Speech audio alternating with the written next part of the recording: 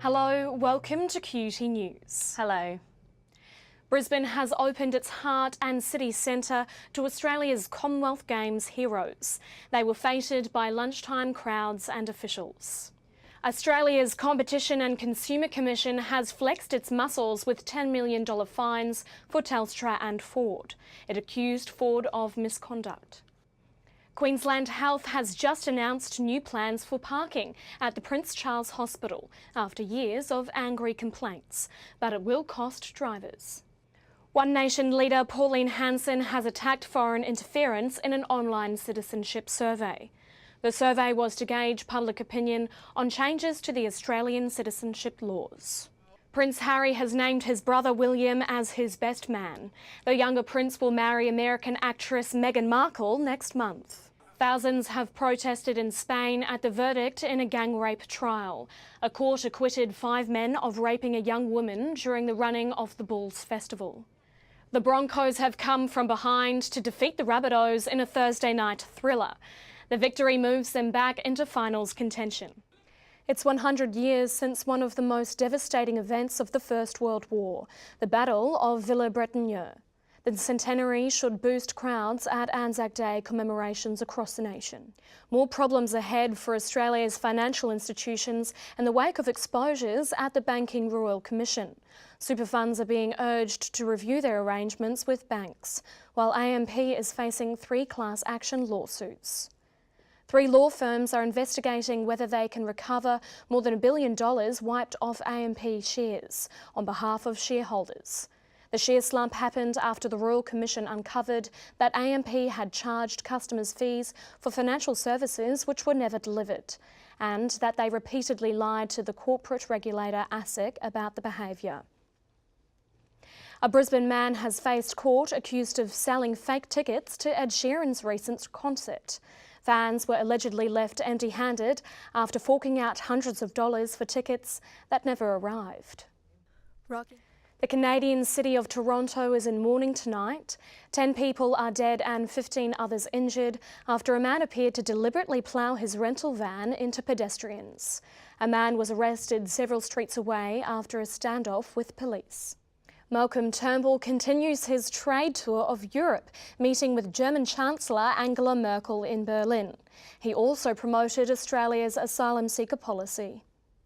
Venezuela will choose a new president next month and both candidates have launched their campaigns. They outlined how they'll save the country from economic crisis. Sport now and plenty of footy news. The Swans are battling multiple injuries. The Sea Eagles plea for media positivity, while in the A-League, Sydney's confident ahead of the weekend's semi-final. Reds lock Isaac Rodder is confident the Queenslanders can bounce back after a 4th straight loss to the Chiefs on the weekend. The 21-year-old says the young squad is feeling positive ahead of round 11.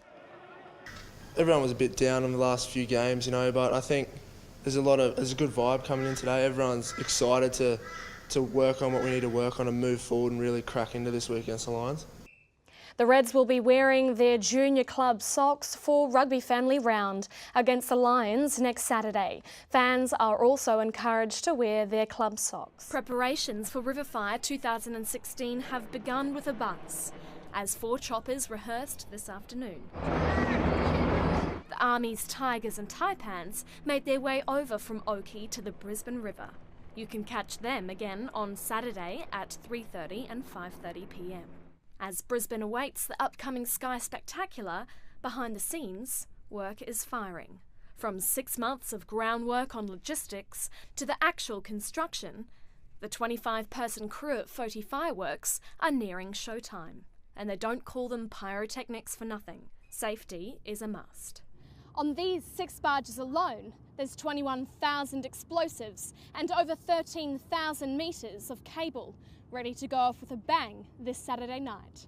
It's a mix of chemistry. Making fireworks, we probably use about 50 different chemicals just to make the different colours. And physics. So there's what we class as a pre-fire time that allows the firework to reach its pinnacle before going off. It's a passion that's run in the Foti family for 7 generations. The shape, colour and size are all designed to a T. throwing in music to entertain. It's very labour intensive. It's something that's passed down from generation to generation. Showtime is at 7 p.m. Madison Scott, QUT News.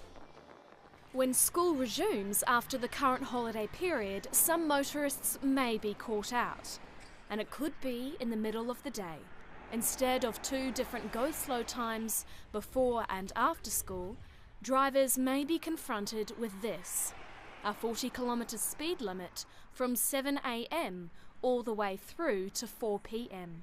They're required to have flashing lights, so when motorists approach, they are warned at all times of the day that they just need to keep an eye out for children. In some zones, it's a work in progress.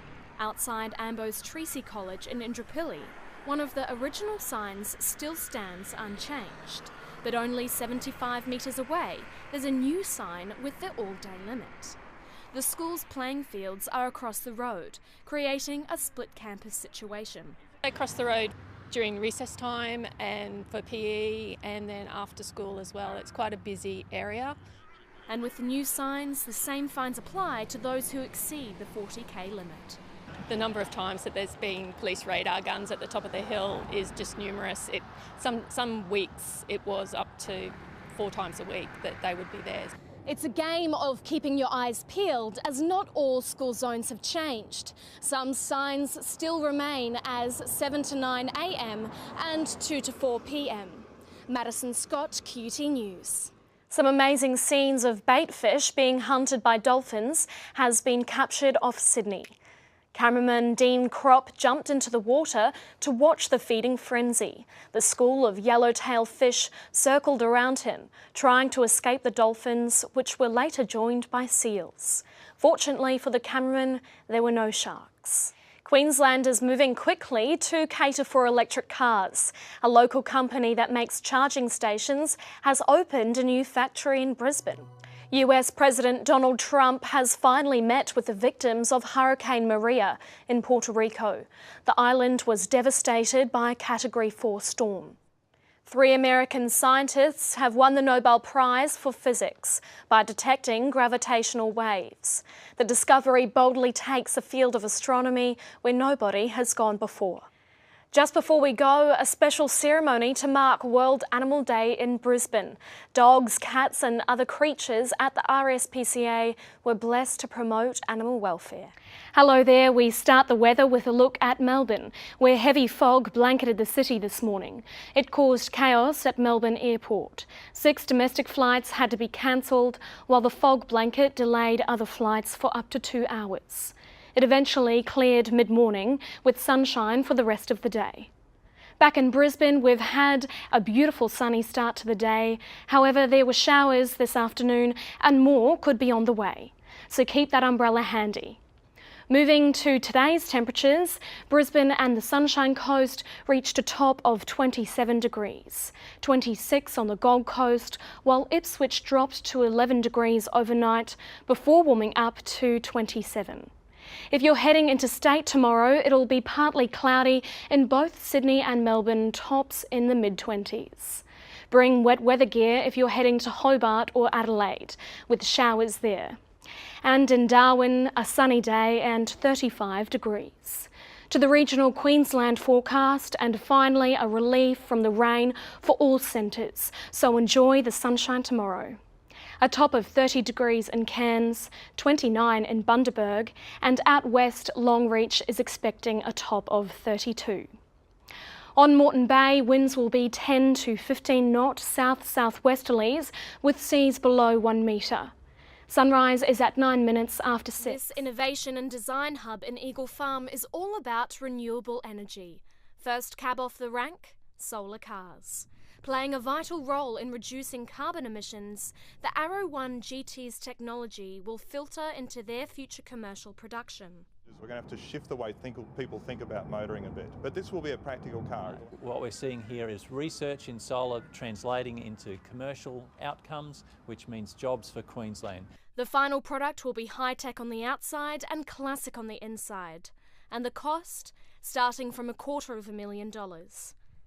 The minister was a natural when it came to driving the 220-kilogram race car. but he stayed well below the top speed of 127 km per hour.